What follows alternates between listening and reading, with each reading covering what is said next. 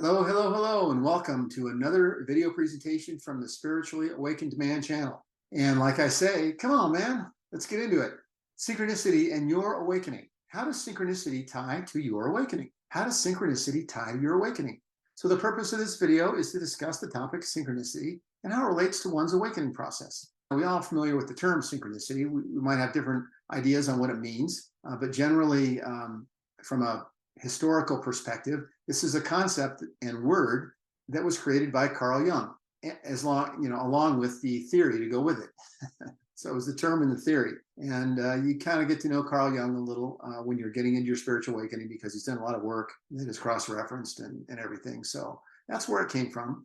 And it's a theory of being connected, there being a connection between the mind and material objects. And there's a longer definition that goes along with that, but for the purposes of this conversation, that's the crux of it. There's a connection there between the mind and material objects. The material world is what I think is being represented there. We average folks tend to think of synchronicity as just some random occurrence of things happening, good things happening, really, that we attribute to just good luck or just pure randomness. And we don't appreciate that there's a lot more to synchronicity, and it's a tool that we can use in our spiritual awakening once we get to a certain level. So let's talk about the framework around synchronicity and how does it relate to this awakening. So based solely on my experience, synchronicity, even though you're, as a layman and an average person, like me, regarding synchronicity, you're aware of it, right? But you're not really aware of it, and you'll see what I mean in a minute.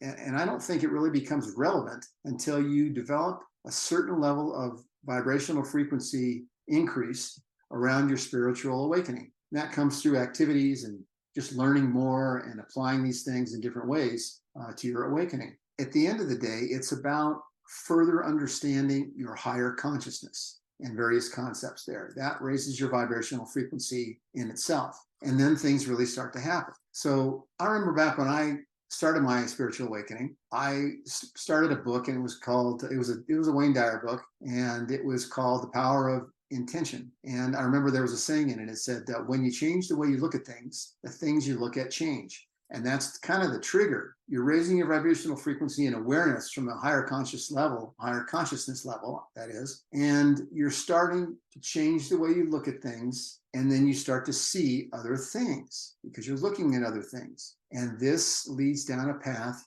of questioning your belief systems that kind of have been in place since you were a child. Didn't have much to do with putting them there, but they ended up there. And there's many things through life relating to politics, religion, how you feel about different things in your life. There's belief systems around that. And then through a spiritual awakening, you start questioning those things and trying to validate them. Hey, am I under the right belief about this particular topic? Or maybe it's not as I thought it was. Maybe things just aren't what they have appeared to be based on my understanding of them. And that's what really starts opening many doors. Why weren't we taught some of these things? Why do I have to spend my time digging into this when it seems like it's something that should have been exposed, I should have been exposed to before now? That's how you start thinking. And it leads you down a path of kind of woo land. But for the science, maybe a lot of us men wouldn't really get over the first few steps, which is learning to look at things differently so you can develop perhaps a more evolved belief system around these different topics. And so in a spiritual awakening, we run into many of these topics, as you know, and we kind of sit there and go, I don't know about that. I know what they're saying. It sounds like they're pretty sure of what they're saying, but I don't know. At least that's the way I was. And so I think it's at that point where these topics lose us men, because we just kind of go, well, that's just some stuff that's just out there, and I can't validate it, and I don't know. I'm not sure if I'm ready to buy off on it. And I think that's why men tend to gravitate away from these topics, and they just spend their time on other things that are more viable and validatable, like a football score or the standings of the baseball season. Anyway, I don't mean to make fun of men. I don't. I love baseball and football too. Anyway, you get it.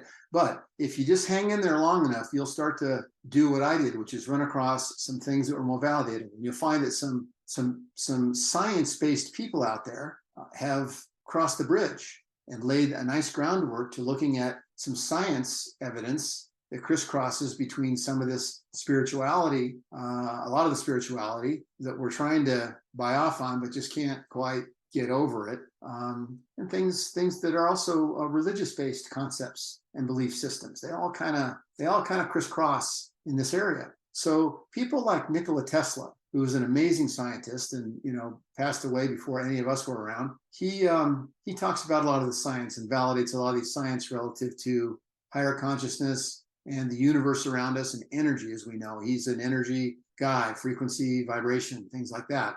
Other people that you might have been exposed to, if you haven't, I highly recommend looking up some of their videos on YouTube. Greg Braden, Joe Dispenza, Bruce Lipton, and also videos on the ancient alchemists, where a lot of information has been pulled from ancient books and things like that. These are all science-based people that were fascinated with some of these concepts of higher consciousness. For example, like the fact that everything in the universe is connected. Okay, that's a nice concept. Seems like a lot of people have bought off on that. There's a lot of ancient works talking about that. But what does the science say? Can anyone really prove this? And so these guys have gone in various areas of their expertise, and they validated that the work that has been put in validates many of these concepts. Okay, whether it's higher consciousness, whether it's telepathy or clairvoyance or whatever, these guys have gone in all these directions and kind of proved enough of it that they are bought off on it, and they are just as much of a spiritually awakened person as we aspire to be, but they're also science-based. So that's what really got me over the hump. And I lowered my barriers in terms of, digging my heels in and folding my arms at some of these concepts. And it opened up the world to me here. And that's the turning point where you start to take these things in and you start to vibrate at a higher frequency level, because you start exercising skills that you didn't know you had, like being able to communicate with your higher consciousness. So that's the turning point, right? It helped you understand things like duality. We're separated, but there's communication there, and what that's all about. But where this leads you eventually is to this real reality that we're all born when we come here, or incarnated when we come here, with something that I like to refer to as a soul team. And I didn't make that up. It's a lot of people refer to it, right? I like the term though. Soul team. And your soul team is a team of guides, mentors, guardian angels, that sort of thing. They follow you through your lifetimes, and they're available on call to help you be successful in this lifetime. We have certain goals that we'd like to achieve. There's a purpose for us being here, and it has to do with us learning more. And the way the story goes is, if we don't accomplish our goals and we screw up, then we come back again for a do-over. But anyway, it doesn't matter how many do-overs and how many lifetimes we've been incarnated, our soul team is with us, especially our lead guide and mentor. They're with us the whole time. I know that, for example, through past life and through Akashic record readings, I've asked the questions, and I know I've been here at least 6,000 years going through this process, and I'm I'm nearing the end of it. But in this way, I've validated this, right? So these are the things that open up, and you can start, as you get to a higher level, you start to be able to communicate in different ways. Unfortunately, we can't just set up a meeting or set up a Zoom call with our soul team, but we can start to become more cognizant of how they're trying to communicate with us. And I believe our ability to start noticing these things is directly related to the level of vibration. As we start to raise, we start to notice things like repeating numbers. And there's a whole thing about, angel numbers, and you can go in and look up numbers that you start to see more often. There's people that this is all they do, is they study this and they report this, and they have websites that you can go to and learn more and understand what these number sequences likely mean.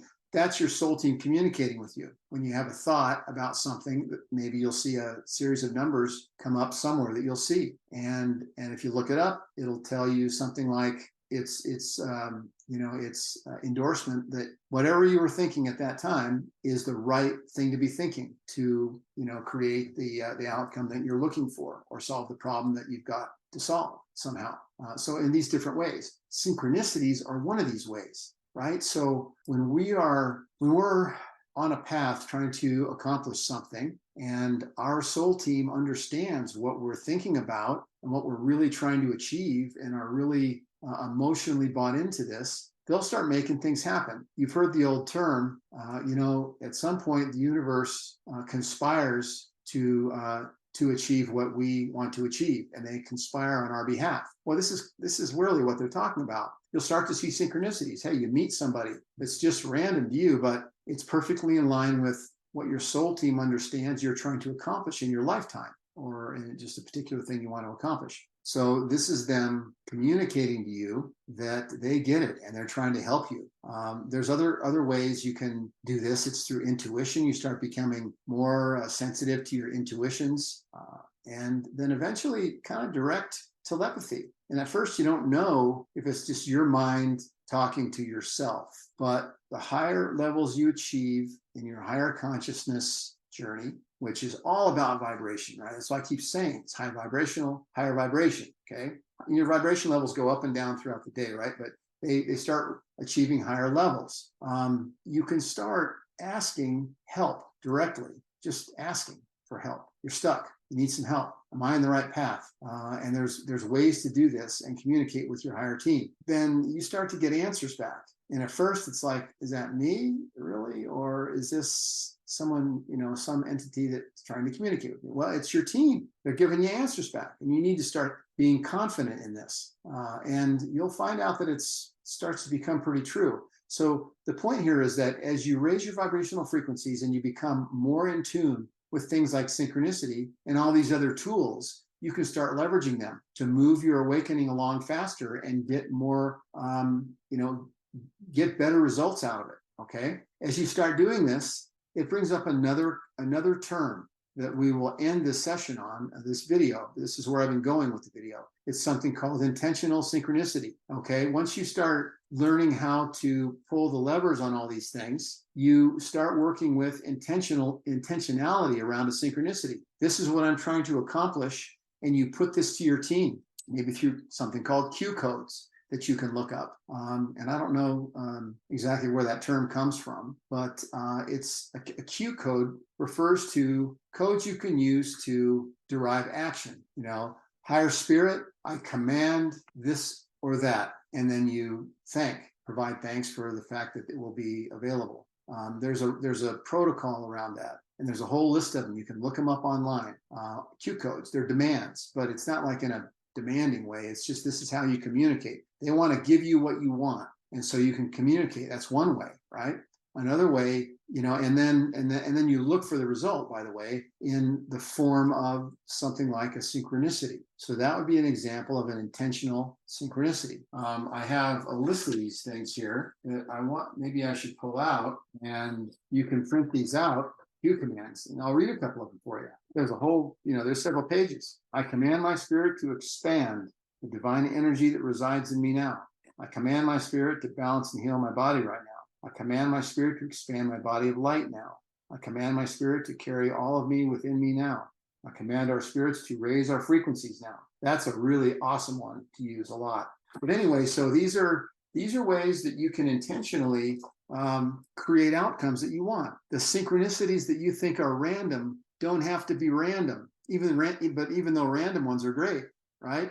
So get over not believing that this is something that you can control to a great level, and have fun with it, because it all plays off. All these things I've talked about play off on each other, and continue to build your journey, the speed of your journey, and have fun with it. Learn how to talk to your guides, like I'm talking to you right now. It works.